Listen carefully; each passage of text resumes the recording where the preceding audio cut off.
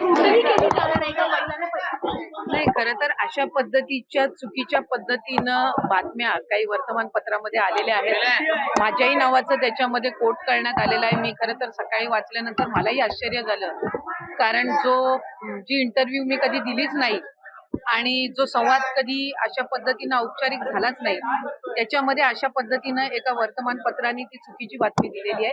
लाडकी बहीण योजना अतिशय बारकाईनं आम्ही राबवलेली आहे. साधारणपणे 2,40,00,00,000 पेक्षा अधिक महिलांपर्यंत आज या योजनेचा लाभ पोहोचत आहे आणि ही योजना सुरू झाल्यापासून त्याची चांगल्या पद्धतीनं स्क्रुटिनी करणं, 2.5 लाखापेक्षा कमी उत्पन्न असणारे, 1 लाखापेक्षा कमी उत्पन्न असणाऱ्या माता भगिनींचे फॉर्म भरून घेणं, ते ऑनलाईन करणं, आधार सीडिंग करणं, अशा पद्धतीनं ते केलं गेलेलं आहे.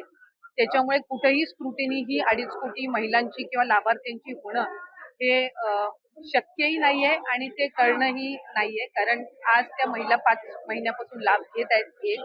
आणि दुसरी गोष्ट म्हणजे कोणाची जर तक्रार त्या संदर्भामध्ये पुढं मागं कधीही, म्हणजे आज मी आमदार म्हणून आपल्या सर्वांसोबत संवाद साधत आहे, मंत्री म्हणून मी त्या विभागाचं काम केलेलं आहे. पुढं मागं कधीही त्या संदर्भातली कुठली स्पेसिफिक तक्रार जर आली तर त्या संदर्भातला जो काही तेवढ्या पुरतची स्क्रुटिनी करण्यात आली. म्हणजे उदाहरणार्थ एखाद्या XYZ जिल्ह्यातल्या 100 लाभार्थ्यांबद्दल जर तक्रार झाली तर त्या 100 लाभार्थ्यांपुरतची चौकशी करायची किंवा नाही हा सुद्धा, किंवा स्क्रुटिनी करायची किंवा नाही हा सुद्धा निर्णय हा शासन जर तशा पद्धतीचं कधी काही घडलं किंवा आलं तर त्या संदर्भामध्ये घेण्यात येईल. कुठेही स्क्रुटिनीचा विषय येत नाही. लाभार्थ्यांना त्यांच्या जो काही लाभाचं वाटप आहे किंवा डीबीटी आहे हे ज्या वेळेला राज्याचे मुख्यमंत्री देवेंद्रजी फडणवीस साहेब, उपमुख्यमंत्री एकनाथजी शिंदे साहेब आणि उपमुख्यमंत्री अजितदादा यांच्या मंत्रिमंडळामध्ये किंवा मीटिंगमध्ये ज्या वेळेला तशा पद्धतीच्या सूचना दिल्या जातील त्या पद्धतीनं पुढचं डीबीटी हे निश्चितपणाने होईल. काही तक्रारी आतापर्यंत आल्या आहेत का की निकषाबाहेर काही लाभार्थी आहेत या? मी माझ्या कार्यकाळामध्ये तर तशा पद्धतीची एकही तक्रार कधी आलेली नाही.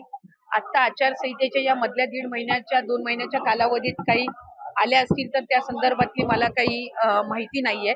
पण तक्रारी आल्या तर त्याचं कशा पद्धतीने त्या स्क्रुटिनाइज करायच्या याचा निर्णय जो आहे ते शासन आणि जे संबंधित विभाग आहे ते त्या पद्धतीनं करतील. पण अशा पद्धतीची तक्रार ही कुठेही विभागाकडे मी त्या ठिकाणी पदावर असताना तरी प्राप्त झाली नव्हती. नाही, ह्या ज्या सगळ्या आहेत या अफवा पसरवल्या जात आहेत.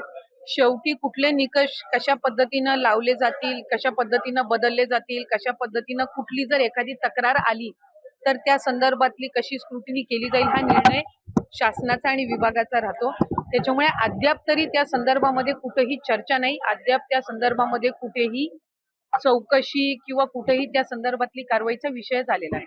एका घराच्या 2 बायकांनाच फक्त लाभ मिळू शकतो अशा संदर्भातला नियम?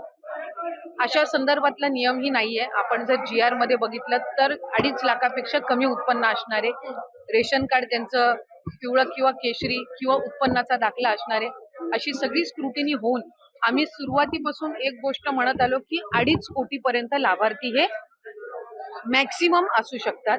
आणि त्या पद्धतीनं जर आपण बघितलं तर रजिस्ट्रेशन मध्ये सुद्धा आम्ही शेवटचं डीबीटी 9 ऑक्टोबरला ज्या वेळेला केलं त्यावेळेला 2,34,00,000 महिलांना आम्ही डीबीटी केलेलं होतं. म्हणजे साधारणपणे त्या आकड्याच्या आपण जवळपास आहोत. त्यामुळे त्या पद्धतीनं आपण हे केलेलं आहे. मला वाटतं मुख्यमंत्री मोदयांनी ज्या वेळेला शपथ घेतली त्या दिवशी सुद्धा पत्रकारांसोबत संवाद साधताना काही वर्तमानपत्र आणि पत्रकारांनी त्या संदर्भातली त्यांना विचारणा करण्यात आली. त्यावेळेला त्यांनी हेच सांगितलं की जे बजेट सेशन होईल, पुढचं बजेट सेशन होईल त्यामध्ये जे 2100चा लाभ हा महिलांना आम्ही आमच्या मॅनिफेस्टोमध्ये कबूल केलेला आहे त्या संदर्भातली जी काही योग्य ती घोषणा आहे ती केली जाईल. आता 1500चा लाभ आहे आणि जे लाभार्थी आहेत, जे व्हेरीफाईड झालेले आहेत, ज्यांना गेल्या महिन्यांपासून लाभ मिळत आहे त्या पद्धतीनं त्यांना मिळत आहे. एकूणच या योजनेसंदर्भात विरोधक आता पुन्हा एकदा आक्रमक होताना बघायला मिळतात, टीका टिप्पणी करताना बघतायत की आता निवडणुका झाल्यात, आता या संदर्भात अनेक खरं तर नियम जे आहेत ते लागू करण्यात येतील अशा संदर्भातले आरोपही होतात. एक तर विरोधकांनी सुरुवातीपासूनच या योजनेवर टीका केली. ज्या वेळेला 28 जून रोजी ही योजना जाहीर झाली त्यावेळेला सुद्धा त्याच्यावर टीका करण्यात आली. स्वतः त्या योजनेवर टीका केली की 1500 दिल्यावर मग राज्याचं काय होणार, राज्य खपाट्याला जाईल, आर्थिक व्यवस्था बिघडेल. आणि त्यांच्या मॅनिफेस्टोमध्ये निवडणुकीला ते 3,000 महिलांना देणार दर महिन्याला, अशा पद्धतीची खोटी घोषणा करण्यात आली. महिलांनी, लाडक्या बहिणींनी 3 लाडक्या भावांना साथ दिली आणि जे जे त्यांच्यासाठी योग्य पद्धतीचे निर्णय किंवा लोकउपयोगी योजना राबवलेल्या आहेत त्यांच्या पाठीशी ते उभे राहिल्या. त्यामुळे आता विरोधक काय बोलतात याला फारसं काही महत्त्व राहिलेलं नाही, आमच्यामध्येही राहिलेलं नाही आणि लाडक्या बहिणींमध्येही राहिलेलं नाही.